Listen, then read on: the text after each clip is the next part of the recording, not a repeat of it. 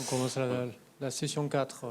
Voilà, donc on va essayer d'aller relativement vite, surtout qu'on va représenter des territoires que vous avez déjà vus dans la journée, qui sont des estuaires en Bretagne et puis l'estuaire de la Seine, mais sous un angle nouveau qui est une autre des facettes du rendu du réseau Vigicru, qui sont les cartes de zones inondées potentielles. Donc je vais présenter la première partie, Thomas Belin du SPC Vilaine-Côtier-Breton à Rennes, et je laisserai ensuite la main à mon collègue Stéphane Pinet, qui travaille de l'autre côté de la baie du Mont-Saint-Michel. Donc comment est-ce qu'on va vous présenter tout ça? Je vais vous présenter d'abord ce que c'est que ces cartes de zones inondées potentielles, dans quel cadre on les réalise principalement. Je vais le faire sur le cas appliqué de l'OD à Quimper, que vous avez déjà vu une fois sur poster et une fois juste avant avec mon collègue Antonin. Et ensuite, Stéphane vous parlera un petit peu plus de l'influence du ressuyage et de la tenue de plein sur l'estuaire de la Seine et sur la notion du coup de période de retour, puisqu'on n'est pas juste sur des hauteurs, mais aussi sur des volumes débordants, sur des temps de tenue.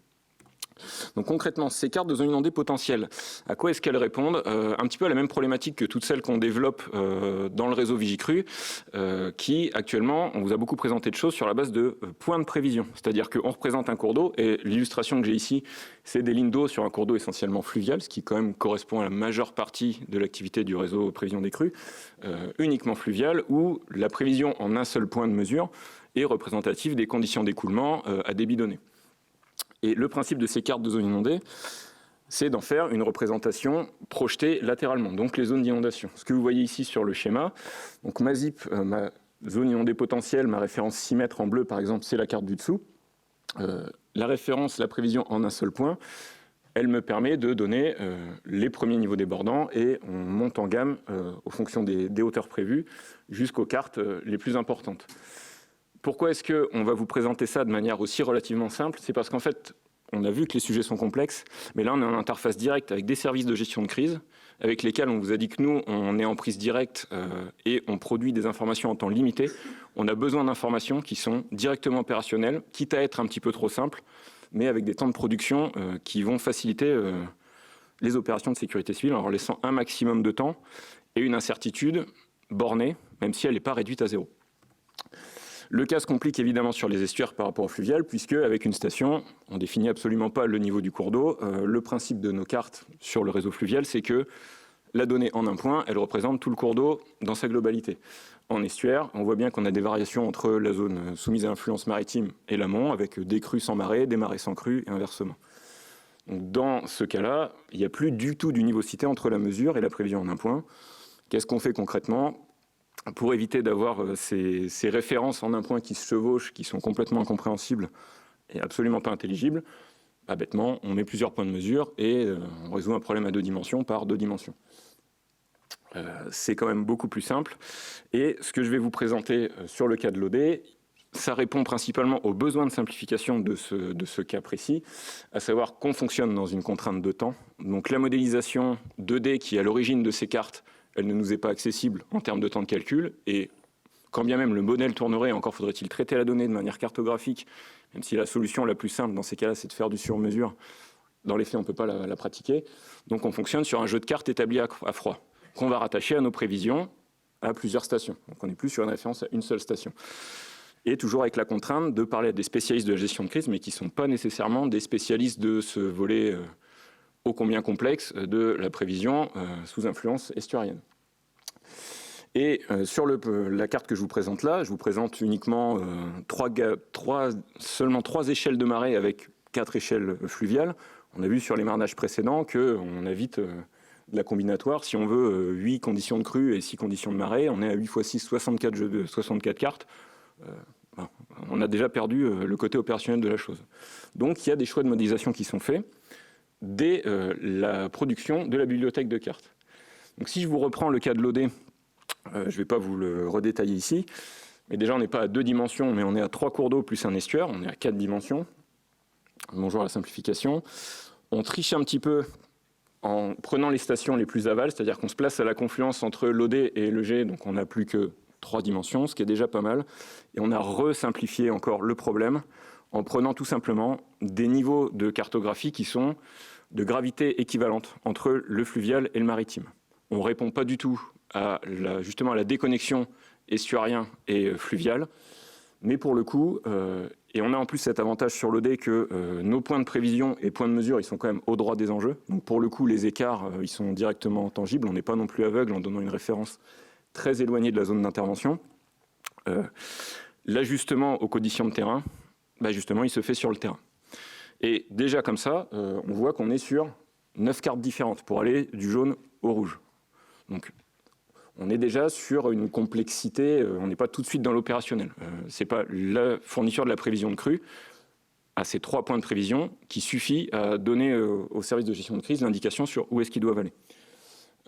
On prend en plus une hypothèse qui est une hypothèse de concomitance des événements fluviales et maritimes, c'est-à-dire qu'on fait tourner nos modèles avec un niveau d'eau constant à l'aval, un débit constant à l'amont, et on a toujours concomitance des événements. Là aussi, on majore un petit peu les effets sur le terrain, mais il vaut mieux être surpris dans ce sens-là, en se disant qu'on a moins à faire finalement que plus.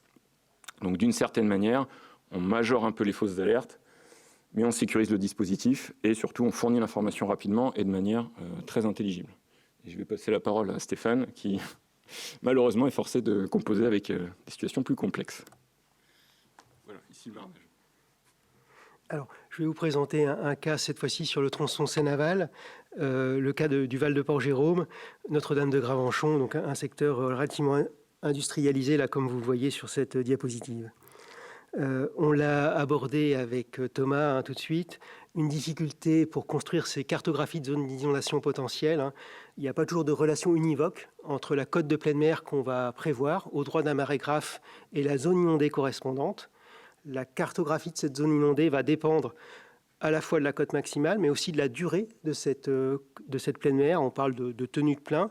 Elle va être aussi conditionnée par la topographie berge-murette, et puis elle sera conditionnée aussi par l'existence d'exutoires libres par lesquels, effectivement, l'onde de marée va remonter et inonder, en fait, les lits majeurs concernés. Et puis, une autre question qui intervient, c'est celle du ressuyage et de la restitution des volumes débordants. Une première pleine mer va générer des débordements sur le lit majeur ou le secteur protégé. À la basse mer suivante, le volume va se restituer, en l'occurrence en Seine, et puis à la pleine mer suivante, rebelote, redébordement. Et donc, il peut y avoir un effet cumulé des volumes débordants dans la zone protégée, lié à une restitution insatisfaisante en fait, des volumes débordants à la basse mer qui suit la pleine mer. Et donc, on a essayé de voir sur le secteur de Port-Jérôme, voilà, sur l'estuaire de Seine, quelle était l'influence, l'impact en fait, de cette question de la tenue de plein et du ressuyage.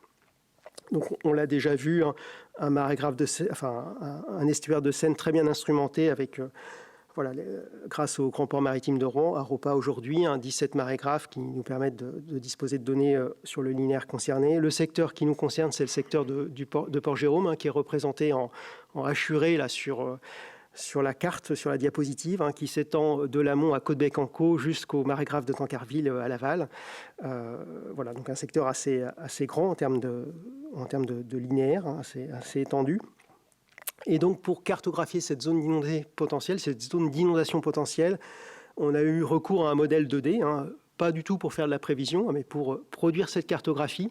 Donc une prestation qui a été réalisée par le CEREMA via le modèle hydraulique classique 2D Télémac, qui permet de représenter correctement la topographie berge-murette et en conséquence les volumes débordants, et puis qui permet aussi de représenter dans des secteurs topographie très occupée et puis la topographie difficilement a priori appréhendable pour construire un modèle 1D, de représenter la dynamique d'écoulement dans le secteur protégé.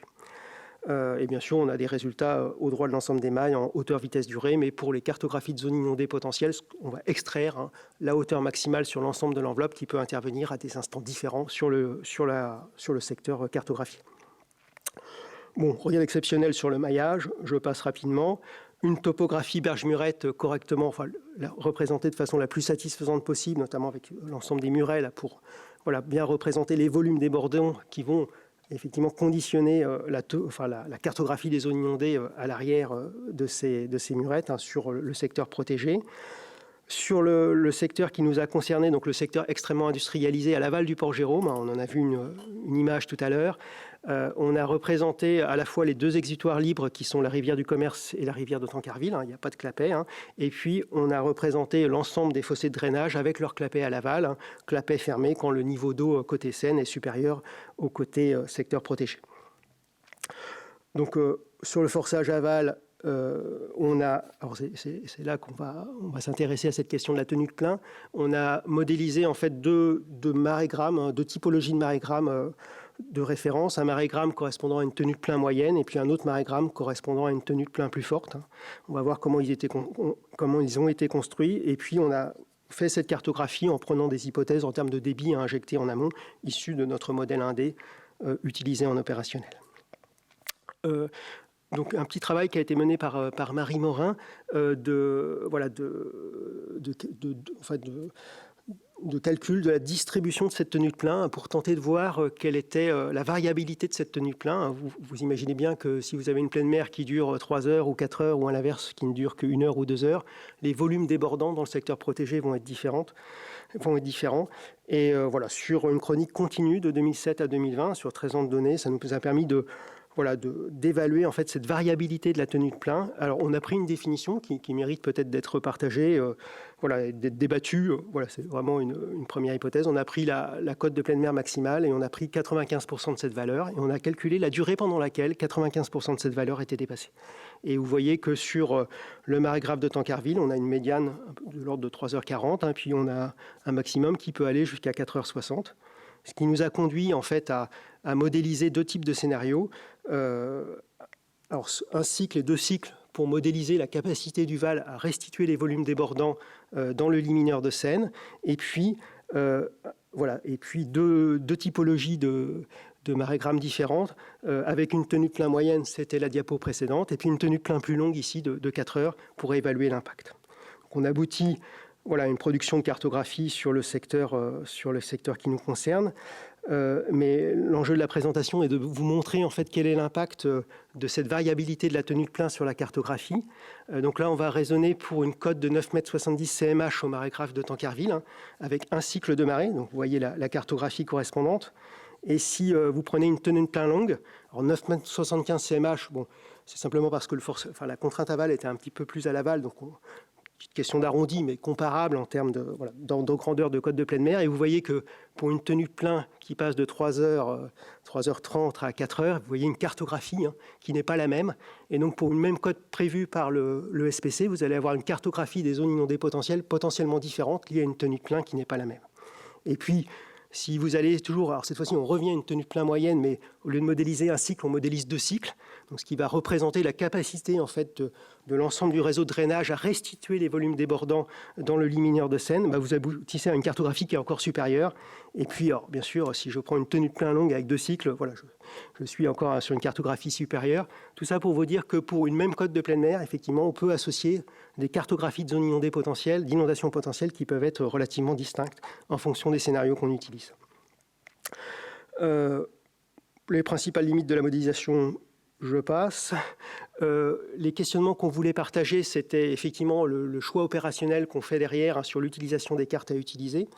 On a choisi de diffuser la carte correspondant à un seul cycle de marée avec une tenue de plein moyenne, en ayant à disposition les autres jeux de cartes et en produisant une notice d'accompagnement expliquant les hypothèses qu'on avait réalisées. La question qu'on voulait partager aussi avec vous, c'est cette notion de tenue de plein, qui est présente dès Honfleur, dès Le Havre, qui est indépendante du débit du fleuve, qui est spécifique peut-être au débouché de Seine, dans la baie de Seine. Voilà, un questionnement qu'on voulait partager avec vous sur cette notion de tenue de plein et sur sa définition. Et puis, troisième question qui peut aller aussi, qui nous questionne, les niveaux de vigilance en fait, sont calés au regard des enjeux présents. Et ce qu'on peut voir, c'est que si on cale des niveaux de vigilance strictement avec une hauteur, une cote donnée ou une hauteur de pleine mer, vous voyez qu'à cette même hauteur correspondent des enveloppes différentes et donc des enjeux différents. Il s'agirait en toute rigueur de regarder les cartographies produites pour une même cote de pleine mer avec des tenues de plein variables et voir si ça ne conduit pas à changer l'importance des enjeux et modifier en fait les niveaux de vigilance pour une même cote de pleine mer. Et puis, un pas de côté que je vais aborder tout de suite, qui est la notion de période de retour. Alors, simplement un exemple qui est celui de la tempête Inès en février 2020. Ici, vous avez le marégramme, on va considérer que c'est le forçage aval. Alors, vous allez dire c'est Tancarville, c'est pas tout à fait l'aval Honfleur, mais voilà, à Honfleur, on avait à peu près le même marégramme. Et vous voyez que sur un marégramme classique, hein, qui est celui en rouge, vous aviez une tenue de plein, on l'a abordé tout à l'heure, moyenne de 3h40. Hein. Et puis si, donc ça c'était on va dire le marégramme type, hein, tel qu'il était prévu aussi par Météo France, et Météo France Chom. Hein. Et puis vous avez l'observé. Et dans l'observé, on a eu une tenue de plein qui a duré 1 heure de plus. Hein. On est passé de l'ordre de 3h30 à plus de 4h, 4h30. Et cette tenue de plein supérieure, hein, a conduit en fait à des cotes de pleine mer beaucoup plus fortes sur l'amont. C'est-à-dire que pour une même cote de pleine mer, vous voyez qu'en fonction de la tenue de plein, ça a des conséquences directes sur les cotes de pleine mer maximales qu'on va observer sur l'ensemble des marégraphes amont. Ce qui veut dire que la seule cote maximale instantanée est insuffisante pour caractériser le forçage maritime et sa rareté. Donc on en vient à la suggestion de mener un travail, alors peut-être spécifique sur la Seine, hein, mais je ne mesure pas si effectivement on le retrouve ailleurs ou pas, d'associer, non pas de travailler uniquement sur une cote instantanée de pleine mer, hein, mais sur un couple durée et cote moyenne sur cette durée maximale, hein, et d'associer en fait à ce couple cote moyenne sur une durée, cote moyenne maximale sur une durée, hein, différentes périodes de retour. Vous voyez sur le petit graphique un travail qui avait été mené en collaboration avec le GIP Seine-Aval, qui permettait d'associer à différentes périodes de retour des cotes, en l'occurrence au marégraphe de Tancarville, hein, mais en raisonnant uniquement sur des cotes instantanées. Et ce travail sûrement est à mener pour être affiné, hein, puisque par exemple sur un 9 mètres CMH à Tancarville, on est sur vous voyez, on est sur une période de retour 2 ans, mais 9 mètres CMH qui dure 4 heures, on serait sûrement à une période de retour beaucoup plus rare. Et puis avait été produit lors des précédentes journées Vigicru et journées estuaires, un retour d'expérience sur ces notions de période de retour, hein, et donc une petite invitation à poursuivre ce travail collaboratif en associant peut-être le CHOM, le CEREMA et l'INRAE. Alors, voilà, l'INRAE travaillant beaucoup, hein, sur l'analyse statistique sur les cours d'eau, et il y a sûrement des choses à construire de façon commune sur cette thématique, puisque l'étude statistique des niveaux marins sur l'estuaire, au droit de l'ensemble des marégraphes, nous avait posé pas mal de questionnements méthodologiques qui avaient fait l'objet de cette petite présentation en 2019. Voilà, je vous remercie.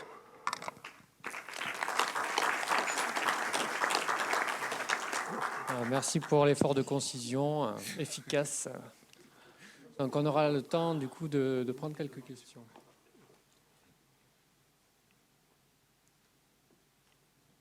Vous êtes concis sur les questions. On leur a demandé d'être concis justement pour qu'il puisse y avoir des questions. Donc n'hésitez pas quand même. Merci. Gonelle Jean du Chaume. Je reprends la notion de tenue de plein qu'on peut observer effectivement en différents endroits. Et je me demandais si, par exemple, nous pouvons expliquer la tenue de plein au Havre avec l'interaction des tiers diurnes et sixièmes diurnes qui viennent perturber le signal principal des M2, une onde classiquement connue. Et en fait, c'est ce qui explique que dans le spectre de marée, cette tenue d'eau de pleine mer est entretenue par cette interaction des deux autres ondes. Donc c'est peut-être une piste pour expliquer, voir et être en capacité de reproduire cette tenue de plein qui effectivement change drastiquement la pleine mer. Sur l'amont, oui. Ouais. Tout à fait, c'est un enjeu important et effectivement, là on l'a vu, hein, du point de vue opérationnel, effectivement 1 heure de plus en observation sur le marégraphe aval nous a mis un peu dedans sur les côtes de pleine mer qu'on a prévues à l'amont. Et effectivement, il y a un enjeu sûrement au CHOM Météo France à pouvoir mieux prévoir cette tenue de plein, en tout cas l'appréhender de façon peut-être plus satisfaisante parce qu'elle conditionne directement nos résultats sur la partie amont. Tout à fait. Ouais. Et très volontiers pour en tout cas travailler avec vous sur cette thématique. Et si il y a des... Alors, on voit à travers votre réponse peut-être que c'est déjà dans la prédiction de marée. En fait, on a déjà une réponse indépendamment des surcotes sur cette tenue de plein.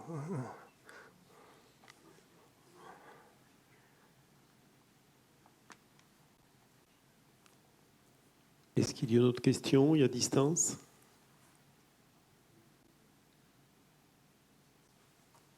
Moi, j'ai une question, du coup, toujours sur la tenue de plein.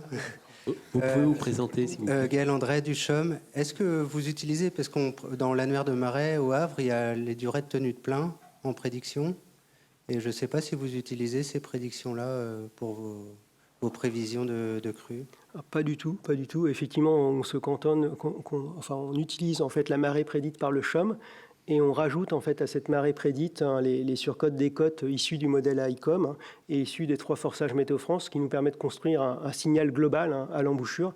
Mais effectivement, on ne va pas jusqu'à... Oui, non, on l'utilise pas du tout. Enfin, non. Merci.